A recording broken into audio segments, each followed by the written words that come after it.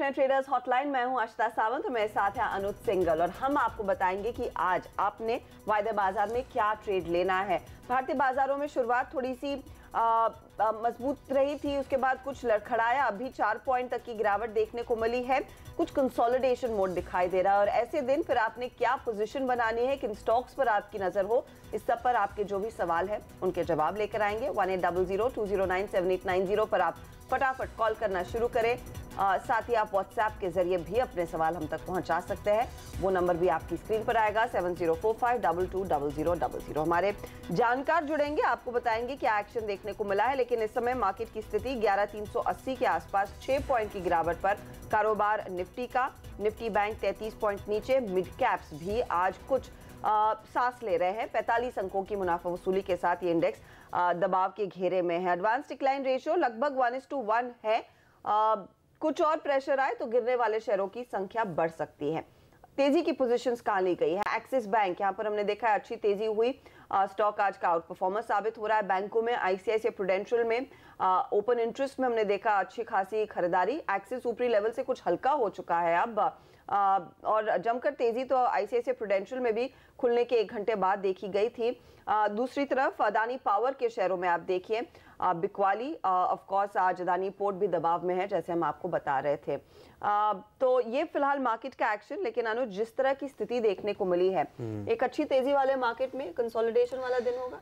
Consolidation का दिन है, लेकिन थोड़ा सा मुझे लग रहा है जिस तरीके से आज एक्सेस अब ऊपर के लेवल से गिरने लग गया है और थोड़ा सा गिरावट दिख रही है कुछ स्टॉक्स में। हर्षता मिड कैप्स में मुझे लग रहा है आज आपको थोड़ा संभल कर चलना होगा, क्योंकि एक तो निफ्टी 11400 पर है जहां पर 2-3 बार अभी थोड़ा अटक रहा है, और दूसरा मिड कैप में जिस तरीके से आज शेयरों में, अच्छे शेयरों में पिटाई हो रही है। अदानी, चलिए ठीक है, मैं मानता हूँ अदानी के नंबर खराब थे। अदानी पोर्ट्स के नंबर इतने खराब नहीं थे कि स्टॉक 5% डाउन होगा। उज्जीवन 4% डाउन है इस समय। अरविंद में काफ़ी गिरावट है, करीब 3.5% डाउन है अरविंद। तो जिस तरीके से मिड कैप में, और आज नंबर्स आने हैं मदरसन सुमी को, उससे पहले जिस तरीके से मदरसन सुमी में आज सेलिंग हो रही है और हायर लेवल से जिस तरीके से एसआरएफ में सेलिंग आई है, टीवीएस मोटर भी थोड़ा स्लिप हुआ हायर लेवल से, आज आपको थोड़ा सा मिड कैप में संभल कर चलना होगा, क्योंकि रैली बहुत बड़ी हो चुकी है। मेरे ख्याल से अब शायद वो दिन आ गया है जब आप थोड़ा वेट करें, करेक्शन का वेट करें और करेक्शन में शायद बाइंग करें। जी हाँ, और इन सब स्टॉक्स में अनुज एक चीज हमने देखी है, ऐसा नहीं है कि ये बहुत भाग चुके हों। जैसे कि शायद आपने एचईजी ग्रेफाइट जैसी रैली देखी होगी। हाँ। टीवीएस मोटर बिल्कुल चला नहीं, अरविंद में इतनी तेजी नहीं आई है। हाँ, उज्जीवन भी ठीक ठाक परफॉर्म कर रहा था। तो ऐसे स्टॉक्स में अभी भी थोड़ा सा संकोच है और थोड़ा बहुत प्रॉफिट आज बुक किया जा रहा है, ये साफ इंडिकेशन है। क्योंकि हमने उज्जीवन का जिक्र किया, देखिए स्टॉक आज करीब 4% नीचे। पहले तिमाही के नतीजे आए और उसके बाद इस स्टॉक में आज शुरुआत मजबूती के साथ हुई, लेकिन टिक नहीं पाया है। नंबर्स मिले जुले हैं। कंपनी की आय और मुनाफे में बढ़त देखने को मिली है, लेकिन कस्टमर ग्रोथ से निराशा दिख रही है। हमारे साथ कंपनी की सीएफओ उपमा गोयल मौजूद है। Good morning ma'am. क्या हुआ है कस्टमर ग्रोथ में इस बारी? थोड़ा सा क्वार्टर ऑन क्वार्टर वीकनेस क्यों, और ये शायद सबसे कमजोर आंकड़ा होगा पिछले 8 क्वार्टर्स में। हर्षिता, अगर हम कस्टमर ग्रोथ का बात करते हैं, there are 2 factors which has contributed to slightly sluggish growth. अगर आपको याद रहेगा तो लास्ट ईयर हमें प्री डिमोनेटाइजेशन के कारण our entire focus was on collection efforts. उसके कारण हमने 311 करोड़ का अपना प्रॉफिट एंड लॉस अकाउंट में क्रेडिट कॉस्ट का हिट लिया था। अपार्ट फ्रॉम दैट हमने 175 करोड़ का राइट ऑफ भी किया था, वेयर हमें लगा कि हमारे कस्टमर्स जहाँ पे बिल्कुल भी नहीं पे कर रहे थे और हमारा रिकवरी नहीं आया था। अगर हम अब पहला तिमाही का बात करते हैं, हमने 56 करोड़ का राइट ऑफ किया है। सो one of the reason is when we are looking into the our customer growth is not very high is on account of the write offs. Going forward the way हम लोग जिस हिसाब से digital promote कर रहे हैं, complete family business promote कर रहे हैं, you will see the good growth in our customer base. Okay. Upma ji good morning. मुझे एक चीज़ समझाएंगे, जो कॉस्ट ऑफ फंड्स है उस पर आपका क्या नज़रिया है इस समय, क्योंकि वो थोड़ा सा एनवायरनमेंट वापस थोड़ा सा टफ हो रहा है। Good morning Anuj. Cost of fund अगर हम बात करते हैं, हमारा जून क्वार्टर एंड का 8.6% पे हमने एंड किया है और अगर हम पूरे साल का बात करते हैं, we are expecting in the range of 8.4 to 8.6%. Considering अभी जैसे इंटरेस्ट रेट्स हाइक रहा है, व्हेन वी हैव और आपको मालूम है कि हमारा जो बुक कॉम्पोजिशन है लाइबिलिटी बुक का, we have long term refinance, we also have retail deposits as well as we have the institutional deposit. This year our focus will continue to remain on to the retail deposits and हम लोग expect कर रहे हैं 30 से 35% हमारा retail deposit में growth होगा। और अगर हम कासा की बात करते हैं, पूरे साल में we are expecting 10% के करीब growth in the Kasa. All these factors will help us, and also we also have the high cost borrowings from the NBFCs when we have acquired last year. So this quarter 400 crore का हमने high cost borrowings जो था वो हमने repay किया है। We are still left with 2000 crores of high cost borrowings which we will be repaying over the next 3 quarters. That will help us, both the strategy, our repayment of high cost borrowings as well as our retail book build up will help us in achieving our cost of fund in the range of 8.4%. Okay ma'am, आपका जो revenue breakup है specially MSME segment में, वहाँ पर demand की स्थिति क्या है? क्या आपको लग रहा है आप आगे और भी लैंड करना चाहेंगे? क्योंकि क्वार्टर ऑन क्वार्टर मैं देख रही हूँ यहाँ पर लगभग 4% तक की ग्रोथ है। अगर हम एमएससी सेक्टर की बात करते हैं, we are seeing good growth demand and over a period, over quarters हम उसको काफी अच्छा उसमें ग्रोथ एक्सपेक्ट करेंगे। शुक्रिया ma'am and all the best coming quarters के लिए। तो एमएसएमई सेगमेंट से एक अच्छी ग्रोथ की उम्मीद हमने देखा है, माइक्रो फाइनेंस बिजनेस में भी एक अच्छी ग्रोथ देखने को मिली है, लेकिन स्टॉक आज लड़खड़ाता हुआ लगभग 3% नीचे। कस्टमर ग्रोथ 8 क्वार्टर्स में सबसे कम कंपनी ने पोस्ट की है। चलिए हमारे दर्शकों को जोड़ते हैं और साथ ही हमारे जानकार जो आ चुके हैं उनसे भी राय लेते हैं कि क्या किया जाए आज के ट्रेड में। वॉलेटाइल है मार्केट। मितेश देखिए, कुछ सेकंड पहले निफ्टी लाल निशान के साथ ट्रेड कर रहा था, अब 9 पॉइंट ऊपर आ गया है। बैंक निफ्टी कोशिश कर रहा है पॉजिटिव टेरिटरी में टिकने की, 11 पॉइंट ऊपर। क्या ट्रेड लिया जाए? Good morning Harshita. I think ये पूरी रैली जो 10,940 से चालू हुई थी, आई थिंक 20 जुलाई के आसपास एक अच्छा स्ट्रेच देख चुकी है। तो मेरे ख्याल से अब इंट्राडे चार्ट से पहली बार आपको टायर्डनेस या इंडिकेटर्स थोड़े से नीचे आते हुए दिख रहे हैं ऊपर के रेंज से। तो मेरे ख्याल से प्रॉफिट बुकिंग और कंसोलिडेशन का फेज चालू होने की तैयारी है। ब्रॉडली मुझे लगता है कि मार्केट में थोड़ा सा एक सबड्यूड मूवमेंट रहेगा, तो बाय ऑन डिप्स की स्ट्रैटेजी अपनाएं क्योंकि ट्रेंड अभी भी ऊपर की तरफ है। इंट्राडे सपोर्ट्स 11,360 के आसपास है, जबकि बड़े डेली सपोर्ट्स 11,240 11,200 के आसपास में है। तो आई थिंक अगर आपको 11,360 टूटता हुआ दिखता है तो मे भी 70-80 पॉइंट और डिक्लाइन हो सकती है और वो एक एक्सीलेंट बाइंग अपॉर्चुनिटी रहेगी। अदरवाइज मार्केट 11,360 11,450 की रेंज में 2-4 दिन कंसोलिडेट कर सकता है। तो ब्रॉडली लॉन्ग साइड ट्रेड करें क्योंकि ब्रेथ अभी भी पॉजिटिव है। और तो इंडेक्स पर अगर आपको पोजीशन लेनी है तो डिप्स का वेट करें और सपोर्ट्स के आसपास, इंट्राडे सपोर्ट्स के आसपास बाय करने का ट्राई करें। Okay Mitesh, good morning. एक नजरिया बैंक निफ्टी पर भी दे दीजिए जरा। Anuj similar I think outlook bank Nifty के ऊपर है। 27,950 का एक टारगेट इसने छू लिया है और 27,950 अगर क्रॉस कर कंटिन्यू करेगा। अदरवाइज ब्रॉडली 27,600 27,950 की रेंज में 3-4 दिन स्पेंड कर सकता है। और ठीक है, हमारे साथ गौरव बिस्सा भी हैं। गौरव, कोई ऑप्शन स्ट्रैटेजी है तो उसके साथ शुरुआत कीजिए, बताइए। Good morning. अगर ऑप्शन के जरिए प्ले करना है तो इंडिया सीमेंट में कर सकते हैं। आज सीमेंट्स शेयर्स में काफ़ी एक अच्छी उछाल देखने मिली है। और अगर ओपन इंटरेस्ट की बात की जाए तो तकरीबन 400-4% के ओपन इंटरेस्ट एडिशंस हुए हैं। 120 कॉल ऑप्शन बहुत अच्छा कॉन्सेंट्रेशन रहा पिछले 1-2 महीने से, तो उसको आज पार किया है। इसके ऊपर अगर क्लोज होता है तो नेक्स्ट हाईएस्ट जो हुआ है कॉन्सेंट्रेशन वाला दिख रहा है वो 130 के आसपास में है। तो ऑप्शन के जरिए अगर आप प्ले करते हैं 125 का कॉल ऑप्शन बाय कीजिए। 8-8 का टारगेट होगा, इसमें आप 3 रुपये का स्टॉप लॉस रख सकते हैं। एक्सपेक्टेशन ये है कि इंडिया सीमेंट अगर 120 होल्ड करता है तो 126 से 128 आपको 2 या 3 दिनों में देखने मिल सकते हैं।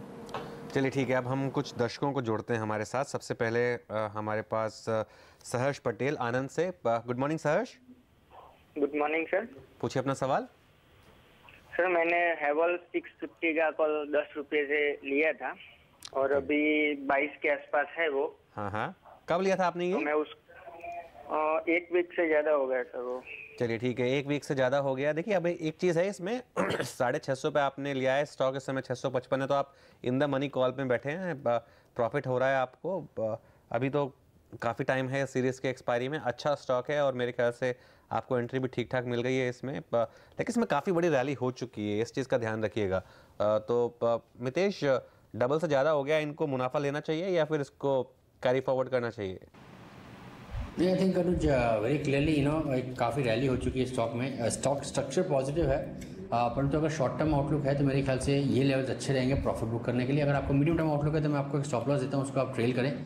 आई थिंक 625 के आसपास का आप स्टॉप लॉस रख के इसको ट्रेल करें। चांसेस है कि स्टॉक 700 तक जाएगा। अभी तक कोई वीकनेस नहीं है except for the fact that काफ़ी ओवरबॉट है स्टॉक, क्योंकि नंबर्स के बाद से आई थिंक स्टॉक लगातार बढ़ता जा रहा है। ठीक है, तो ये फिलहाल आपके लिए सलाह है हेवल्स पर। अब अगले दर्शक को जोड़ लेते हैं और ये हैं बैंगलोर से राघवेंद्र। गुड मॉर्निंग, बताइए क्या ट्रेड लिया आपने? हाँ, गुड मॉर्निंग मैम। मैडम मैंने कोटक बैंक को 1300 कॉल 28 रुपीस में लिया था। 1300 का कॉल 28 पर आपने खरीदा, आज 2480 के आसपास ट्रेड कर रहा है। इनफैक्ट हमने नोटिस किया है जब से ये उदय कोटक की स्टेक सेल की खबर आई है, स्टॉक लगातार प्रेशर में है। हाँ। तो क्या ये बाजार बस वेट एंड वॉच कर रहा है कि क्या होता है, आरबीआई की ओर से गो हेड आता है या नहीं? देखिए, एक हफ्ता हो गया लगभग। जी हाँ, एक हफ्ता हो गया। एक चीज जो मैं कह सकता हूँ वो भी गारंटी के साथ कि कोटक में नया हाई बनेगा। ये कोटक एक ऐसा स्टॉक है जिसमें अगर आप 10 या 12 साल का चार्ट देखेंगे हर्षदा, ये मौका है कोटक में इसमें बाय करने का। लेकिन फ्यूचर में या ऑप्शन में पैसा बनेगा कि नहीं, ये टफ है मेरे लिए कहना। लेकिन इन्होंने ठीक ठाक प्राइस पे लिया। 1300 का कॉल, 1420 के करीब इसका हाई था, तो 1300 की कॉल इन्होंने जो ली है मेरे ख्याल से तो इन्होंने ठीक ली है। अब आरबीआई, देखिए आरबीआई उदय कोटक को पसंद करता है, इसमें मेरे ख्याल से किसी को दो राय नहीं है। और उसका एक कारण भी है, उदय कोटक ने कोई ऐसा काम नहीं किया है पिछले 10-12 साल में जिससे आरबीआई को कुछ उंगली उठानी पड़ी हो। और एक जिस तरीके का हमारा बैंकिंग एनवायरनमेंट रहा है उसमें कोटक महिंद्रा बैंक और कुछ हद तक इंडसइंड बैंक और एचडीएफसी बैंक ने काफ़ी पॉजिटिव रोल प्ले किया है। तो इसके लिए अगर तो वो रूल के अंदर है तो मेरे ख्याल से शायद आरबीआई उसको अप्रूवल दे देगा। अगर अप्रूवल नहीं भी देगा हर्षदा, तो भी मुझे लगता है कि उदय कोटक कोई ना कोई और तरीका निकालेंगे, कोई स्मॉलर बैंक को एक्वायर करेंगे या कुछ ना कुछ करेंगे। ये एक अपॉर्चुनिटी है आपके पास पोर्टफोलियो इन्वेस्टर के तरीके से इसमें बाय करने की। लेकिन इसमें 1300 की कॉल में पैसा बनेगा कि नहीं, मेरे ख्याल से तो बनना चाहिए, क्योंकि अब आज देखिए आज स्टॉक में रैली आ रही है और कोटक में नॉर्मली 5-6% से ज़्यादा करेक्शन आती नहीं है। 9% करेक्शन आ चुकी है कोटक में, मेरे ख्याल से बहुत अच्छी अपॉर्चुनिटी है। इनफैक्ट गौरव, आप राय दीजिए, क्योंकि इनकी 1300 की कॉल वाली पोजीशन है, 28 पर लिया, आज 2480 के आसपास ट्रेड कर रहा है। किन लेवल्स पर ध्यान देना चाहिए अगर इस ट्रेड में इनके हाथ पैसा बनना है?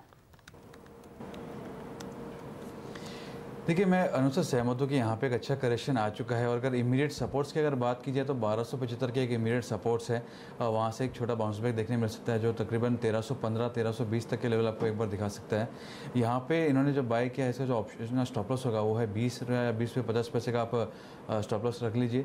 और ऊपरी लेवल्स पे अगर देखा जाए तो मुझे लगता है ये 35-36 के लेवल आपको इजीली दिखा सकता है। यहाँ पे अगर सस्टेन होता है तो एक अच्छा बाउंस बैक को 2 या 3 दिनों में देखने मिल सकता है। चलिए ठीक है, तो ये है कोटक पर राय। अब पवन कुमार हमारे साथ उदयपुर से। Good morning Pawan. Good morning sir. पूछिए अपना सवाल। अरे अजंता फार्मा का लॉट। अच्छा, क्या प्राइस पे लिया, कब लिया आपने? ये कल लिया था 1151। ठीक है, 1151 पे आपने लिया था, करीब करीब वहीं चल रहा है इस समय स्टॉक, 1146 पे चल रहा है। देखिए एक चीज़ है, अजंता फार्मा बहुत वॉलेटाइल स्टॉक है। इसमें 3-4 महीने पहले लगातार 52 वीक लोज बन रहे थे, उसके बाद एक अच्छी खासी रैली आई है, लेकिन ये एक काफ़ी वॉलेटाइल स्टॉक है। इसमें ये एक ब्रेव मैन की कॉल होगी कि ये 1200 भी जा सकता है और 1100 भी आ सकता है 2 दिन में। ये इस तरीके का एक स्टॉक है। इसमें क्या करना चाहिए मितेश? देखिए, अजंता फार्मा की अगर मैं बात करूँ, इनफैक्ट पूरे फार्मा स्टॉक में थोड़ा सा पॉजिटिव ट्रैक्शन आया है और अजंता भी रैली के बाद ऊपर में साइडवेज हो गया, तो इसका चार्ट स्ट्रक्चर काफ़ी अच्छा है। मैं सजेस्ट करूँगा कि आप 1115 के नीचे का स्टॉप लॉस लगा के इसको होल्ड करें। और चूंकि इसका ट्रेंड अभी भी थोड़ा सा ऊपर की तरफ बायस्ड है, इवेंचुअली मुझे स्टॉक 1200 के लेवल्स को छूता हुआ दिखता है, वहाँ पे आप प्रॉफिट बुक कर सकते हैं। ओके, तो 1200 के लेवल्स तक जाएगा, एक पुल बैक आने के आसार दिख रहे हैं मितेश को, तब आप एग्जिट कीजिए इस ट्रेड से, मुनाफा आपके हाथ लगेगा। इस स्टॉक में आगे थोड़ा सा आपने संयम रखना होगा। चलिए, इस समय आज के मार्केट को देखकर फिर ट्रेड क्या बनेगा, देखिए हम आपको पहले ही बता रहे थे काफी वॉलेटाइल है, कभी ऊपर तो कभी नीचे, और अब नीचे है निफ्टी और निफ्टी बैंक। 50 पॉइंट की गिरावट मिड कैप इंडेक्स में। मितेश, क्या शॉर्टलिस्ट किया, क्या ट्रेड लेंगे? जी, दो स्टॉक में बाय है। सीमेंट स्टॉक्स अभी भी अच्छा परफॉर्म कर रहे हैं हर्षदा, तो अंबुजा सीमेंट मुझे लगता है कि ये कंटिन्यूएशन के सिग्नल्स दिखा रहा है। यहाँ पर बाय करें, 229 का स्टॉप लॉस लगा के 241-42 तक के टारगेट्स दिखे ऊपर में। और जेनरेशन मिड कैप पैक में से आई थिंक एक अप ट्रेंड का सिग्नल दिखा के कैचअप करने की ट्राई कर रहे हैं, तो यहाँ पर बाय करें। 84 के नीचे का स्टॉप लॉस लगाएं और 92-93 तक के टारगेट्स दिखें। ओके गौरव, आपके फ्रेश कॉल्स? मेरा जो पहला रिकमेंडेशन है वो है अल्ट्राटेक सीमेंट में। इसमें दो रीजंस है। पहला, अगर फ्यूचर के जरिए देखा जाए तो तकरीबन 3% के वाइडेशंस हुए हैं, लॉन्ग पोजीशंस बने। जैसे हमने कुछ देर पहले चर्चा की, सारे सीमेंट स्टॉक्स में एक अच्छा मोमेंटम देखने मिल रहा है, ब्रेकआउट देखने मिला है डेली चार्ट्स पे। यहाँ पे आपको 4350 का लेवल देखने मिल सकता है, 4220 के लेवल से आप इसको बाय कर सकते हैं स्टॉप लॉस से। तो ये मेरा फर्स्ट रिकमेंडेशन होगा। सेकंड रिकमेंडेशन की अगर बात की जाए तो वो है क्यूमिंस। यहाँ पे भी एक ब्रेकआउट हुआ था, सस्टेन कर रहा है वो लेवल्स को और रीटेस्ट करने का वापस ऊपर आ रहा है। ज़्यादा अग्रेसिव लॉन्ग्स नहीं बने, more of a technical call. जहाँ पे आपके जो लक्ष्य होंगे छोटे होंगे 720 का और 692 का इसमें स्टॉप लॉस होगा। हेवर्स थोड़ा वीक लग रहा है। यहाँ पे अगर आप देखेंगे तो एक अच्छी रैली हो चुकी है जैसे मितेश बता रहे थे, और अपर एंड ऑफ द रेंज में है, एक रेंज बाउंड ट्रेड चल रहा है इसमें। तो उसके चैनल के यहीं पे रेजिस्टेंस है, तो 662 के स्टॉप लॉस आप बेच सकते हैं। 645 का इसमें मेरा टारगेट होगा। ठीक है, तो ये समय के ट्रेड्स, लेकिन अब फोकस किया जाए एक आईपीओ पर जो कल खुलने वाला है। 8 अगस्त को क्रेडिट एक्सिस का आईपीओ खुलेगा। बैंगलोर बेस्ड कंपनी है, माइक्रो फाइनेंस का कारोबार है और एक बड़ा प्लेयर है माइक्रो फाइनेंस में। 418 से 422 का ये प्राइस बैंड है। हमारे साथ इनफैक्ट इसी पर बात करने के लिए संदीप जैन हैं ट्रेड स्विफ्ट के। संदीप, माइक्रो फाइनेंस बिजनेस में हमने देखा है एसकेएस और उसके बाद कई छोटे छोटे प्लेयर्स आकर लिस्ट हुए हैं। क्रेडिट एक्सिस 1100 या लगभग 1000 करोड़ रेस करना चाहता है। इस इशू में पैसे लगाने की राय रहेगी या नहीं? बिल्कुल रहेगी। देखिए, लॉन्ग टर्म इन्वेस्टर्स के लिए तो सर्टेनली है, और जो शॉर्ट टर्म के लिए लिस्टिंग गेन्स के लिए भी करते हैं उनको बहुत ज्यादा लिस्टिंग गेन्स तो अब नहीं मिलेगा, क्योंकि अब लोगों की एक्सपेक्टेशन सब हाई हो गई होगी कल की एचडीएफसी एएमसी के लिस्टिंग के बाद। बट फिर भी मैं कहूंगा कि 10-1% की लिस्टिंग गेन्स एक्सपेक्ट की जा सकती है, 5 से 10% की, विच इज नॉट बैड। क्योंकि आप अगर सारे फैमिली अकाउंट्स में लगाते हैं और 5 दिन 6 दिन ही खाली पैसे फंसते हैं और वो भी बैंक अकाउंट से निकलते नहीं है, असबा के थ्रू लगाते, तो I don't think there is no any harm in applying. But फिर भी मैं कहूंगा कि ये कंपनी भी बहुत अच्छी लगती है मुझे। 3rd लार्जेस्ट एमएफआई तो है ही साथ में, और आप जिस तरीके का पेडिग्री है, पेरेंटेज भी है, वो भी अच्छा है, और क्रेडिट इनकी जो एसेट क्वालिटी है वो भी अच्छी है, मैनेजमेंट की क्वालिटी भी मैं अच्छी कहूंगा, और जो ग्रोथ इन्होंने दिया वो जबरदस्त है। डिमोनेटाइजेशन के दौरान जरूर से इनका थोड़ा इंपैक्ट आया था इनके एसेट क्वालिटी पे, बट वापस से लोग सुधार की तरफ है। तो मुझे ऐसा लगता है कि जो price to book value multiple अगर देखें 2.9 टाइम्स, वो काफी चीप लगता है। अगर आप भारत फाइनेंशियल का देखें जो सबसे बड़ी कंपनी है, वो करीब 5.61 है, तो उसके सामने अगर 2.9 है तो काफी सस्ता लगता है मुझे। और मुझे ऐसा लगता है कि इन लेवल्स पे इस स्टॉक को बिल्कुल सब्सक्राइब करना चाहिए, और लिस्टिंग गेन्स तो मिलेंगे, और साथ साथ लॉन्ग टर्म के लिए भी इसको रख सकते हैं, क्योंकि micro finance one of the fastest growing segments है पूरे एनबीएफसी सेगमेंट में। अगर आप बात करें तो 26-27% की ग्रोथ इस सेगमेंट में आ रही है। पहले तो और भी ज्यादा ग्रो कर रहा था, बट चूंकि अब बेस बड़ा हो गया तो 26% भी बहुत बड़ा है मेरे हिसाब से। मुझे एक चीज बताइए, क्योंकि आपने तुलना की है भारत फाइनेंशियल या फिर हम सैटिन क्रेडिट को भी सूची में जोड़ रहे हैं। ग्रामीण एक्सिस की जो ज्योग्राफिकल प्रेजेंस है वो लार्जली कर्नाटक और महाराष्ट्र में है। 2 राज्यों में सबसे ज्यादा फोकस है। आपको याद होगा जब भारत फाइनेंशियल और पहले जिसे हम एसकेएस माइक्रो के नाम से जानते थे, आंध्र प्रदेश में इतना एक्सपोजर लेकर वहां पर दिक्कतें आई तो पूरी बैलेंस शीट बिगड़ गई थी। क्या वो एक रिस्क नहीं है इस कंपनी में?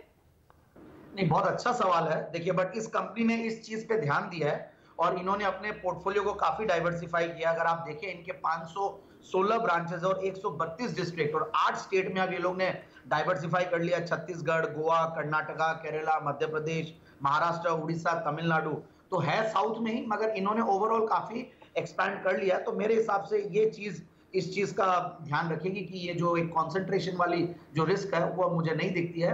वेल डाइवर्सिफाइड पोर्टफोलियो, और जब आईपीओ आ जाते हैं और फंड्स आएंगे तो हो सकता है कि नॉर्थ इंडिया की तरफ भी आ जाए, तो कोई मेरे हिसाब से ऐसे प्लान्स होंगे कंपनी के। तो फिर आपकी राय क्या है, लिस्टिंग गेन के लिए ही पैसे लगाएं या फिर ये लॉन्ग टर्म खिलाड़ी साबित हो सकता है? क्योंकि लोगों की उम्मीदें देखिए काफी बढ़ गई है एचडीएफसी एएमसी की लिस्टिंग के बाद। ये भी आपने ध्यान रखना है, जिस तरह का मोमेंटम उस स्टॉक ने पकड़ा, जो रिटर्न्स इसने कमा कर दिए, अब वही उम्मीद से इस आईपीओ पर भी लोगों की शायद नजर होगी।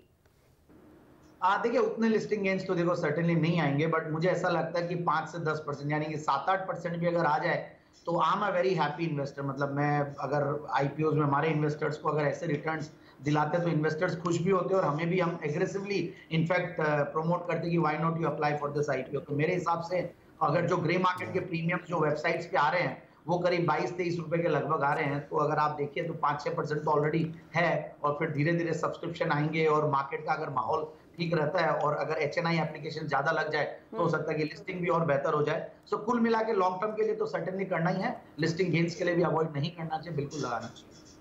ठीक है, तो लिस्टिंग गेन्स 5 से 10% की आप उम्मीद कर सकते हैं। याद रखिएगा कल ये इशू खुलेगा, 10 तारीख तक खुला रहेगा, 418 से 422 ये है प्राइस बैंड। शुक्रिया संदीप जैन हमारे साथ जुड़ने के लिए और डिटेल देने के लिए। इस पर्टिकुलर आईपीओ के संदीप कह रहे हैं अप्लाई आप कर सकते हैं, लेकिन अनुज देखिए बाजार फिर से गिरता हुआ। कोल इंडिया में बहुत अचानक सेल ऑफ देखा, कोल इंडिया में एक अचानक सेल ऑफ आया है और एक एकदम से अचानक सेल ऑफ आयशर मोटर्स में भी आया है। हर्षदा एक बार जरा इंटरडे चार्ट देख लेते हैं दोनों का। कोल इंडिया आपने स्पॉट किया, बिल्कुल सही, एकदम काफी गिरा है, और एक बार आयशर मोटर्स का भी इंटरडे चार्ट देख लेते हैं और अच्छे स्टॉक्स में गिरावट आ रही है जो कि काफी इंटरेस्टिंग है। ये है आयशर मोटर्स, इंटरडे देखें आप ऑलमोस्ट रेड में आने वाला है। हेक्सावेयर, IGL, IDFC जो कल का सबसे बड़ा गेनर था वहाँ पर थोड़ी सी इस समय गिरावट आ रही है। तो कुछ स्टॉक्स में आपको काफ़ी, इनफैक्ट मिड कैप IT में काफ़ी गिरावट आ रही है इस समय। अगर आप KPIT देखें, टाटा ग्लोबल का स्टॉक देख लीजिए, वो लो पॉइंट पे चल रहा है इस समय। टाटा ग्लोबल में काफ़ी लोग फंस चुके हैं हायर लेवल पर, और वहाँ पर लगातार मुझे लग रहा है कि जब भी रिकवरी आती है उसमें सेलिंग आ जाती है, तो इसके लिए टाटा ग्लोबल इस समय लो पॉइंट पर चल रहा है। तो देखते हैं, लेकिन इस समय बाजार का मूड ऐसा है कि हर डिप को बाय किया जा रहा है, तो ये देखना होगा कि अब ये डिप बाय होती है कि नहीं होती है। बोलते ही देखिए सेंसेक्स वापस ग्रीन में आ गया, तो मतलब ये इस तरीके की मार्केट है जिसमें डिप्स बाय हो रही है। जी हाँ, तो गिरावट पर इंडेक्स खरीदा जा रहा है, लेकिन कुछ स्टॉक्स हैं जिन्होंने अपनी बढ़त सुबह की काफी गवा दी है। कोल इंडिया सबसे ज्यादा मार खाता हुआ और आयशर मोटर जैसे स्टॉक जो दिग्गज हैं वो भी दबाव डाल रहे हैं।